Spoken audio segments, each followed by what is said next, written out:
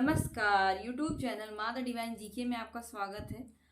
आज मैं आपको बताऊंगी गणेश चतुर्थी के बारे में। इस साल गणेश चतुर्थी कब मनाई जा रही है, तो इस साल गणेश चतुर्थी भाद्रपद की पंचमी तिथि से स्टार्ट हो रही है, जो 19 सितंबर को पड़ रही है। इस बार जो दिन मंगलवार है, तो इस दिन गजानन घर घर विराजेंगे, उनकी मूर्ति स्थापना होगी। सभी भक्त की मनोकामना भगवान गणपति महाराज पूरा करते हैं और अपनी पत्नी रिद्धि सिद्धि के साथ वो पधारते हैं। तो गजानन भगवान की पूजा में हमें किस तरह की सावधानी रखना चाहिए और किस तरह की नहीं, तो जब भी आप मूर्ति खरीदने जाएं तो मुहूर्त का ध्यान भी रखिए और अपने घर में लाने के बाद क्या सावधानी जरूर रखना चाहिए। तो जब भी आप मूर्ति खरीदने जाएं तो आप मुहूर्त देख के जाएं। जो मुहूर्त है सुबह 11 बजे से शुरू है, 11 से 1 के बीच का जो मुहूर्त बना हुआ है वो गणपति जी को घर लाने के लिए बड़ा विशेष और शुभ माना जा रहा है। इस दिन आपको गणपति को ला के अपने घर में स्थापना करनी है, उनकी पूजा विधि पूर्वक करनी है, ताकि आपके जीवन के सारे संकट विघ्न हरता गणपति गणेश जी हर लें। तो इस तरह से अगर आप भगवान गणपति की सेवा करते हैं, उनकी पूजा करते हैं, उनकी पूजा में कौन कौन से प्रिय फल उनको पसंद है वो भोग के रूप में अर्पित करते हैं, तो सबसे ज़्यादा उनको प्रिय है मोदक। और मोदक के बाद सबसे ज़्यादा अगर कोई प्रिय फल है तो वो कैथा और जामुन। तो अगर जामुन तो नहीं मिल सकती, लेकिन कैथा आप जरूर उनको अर्पण कीजिए, चढ़ाइए।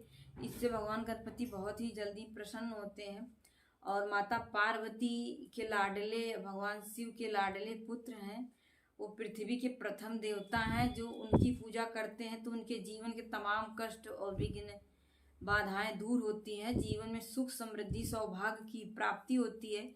कहते हैं जिस घर में गजानन आ जाते हैं वहाँ के दुख दारिद्र तो अपने आप ही भाग जाते हैं, चले जाते हैं। तो इसलिए हमको इस साल जो बहुत अच्छा शुभ मुहूर्त बना हुआ है, मंगलवार का दिन भगवान गणपति को बड़ा प्रिय माना जाता है, क्योंकि मंगलवार के दिन उनकी पूजा करनी चाहिए। मंगलवार कहते हैं मंगल भगवान विष्णु मंगलम गरुड़ध्वजा मंगलम पुंडरीकाक्ष मंगलाय तनोहरि। तो भगवान श्री कृष्ण ही स्वयं गणपति के रूप में वो जन्म लिए और उन्हीं का ही स्वरूप माने जाते हैं गणपति जी। कहते हैं कि भगवान श्री कृष्ण जगत गुरु हैं, तो वो विघ्नहर्ता के रूप में वो पूजे जाते हैं कि प्रथम देवता वो इसीलिए बनाए गए हैं कि उनकी पूजा करके आप सारे विघ्नों को दूर कर सकते हैं। कहते हैं कि जिस घर में भगवान श्री कृष्ण और गणपति जी की पूजा होती है तो वो एक ही रूप है। बहुत लोगों को ये पता नहीं होता, लेकिन मैं आपकी जानकारी के लिए बता दूं, भगवान श्री कृष्ण का ही अवतार है, साक्षात परम कृष्ण ही भगवान गणपति जी हैं। तो गणपति जी का बड़ी विशेष महिमा है। और जो लोग जिनके ऊपर भक्ति, जो भगवान विघ्नहर्ता गणपति की पूजा करते हैं, उनके ऊपर 3 देवताओं की विशेष कृपा बनती है। माता रानी प्रथम है जो उनकी माँ है, और उनके पिता महादेव की विशेष कृपा बनती है।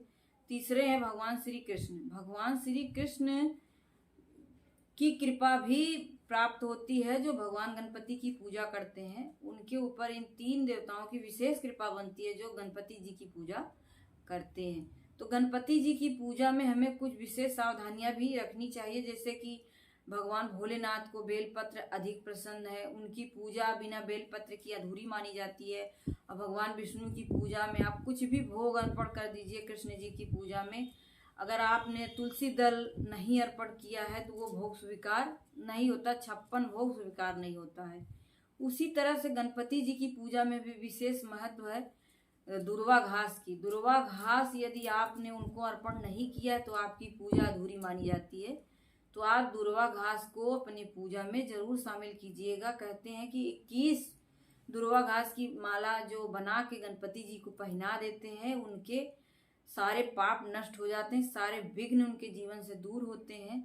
तो आप उनकी पूजा में दुर्वा घास का प्रयोग जरूर कीजिएगा, ताकि आपको अपने पूजा का पूर्ण रूप से फल प्राप्त हो सके।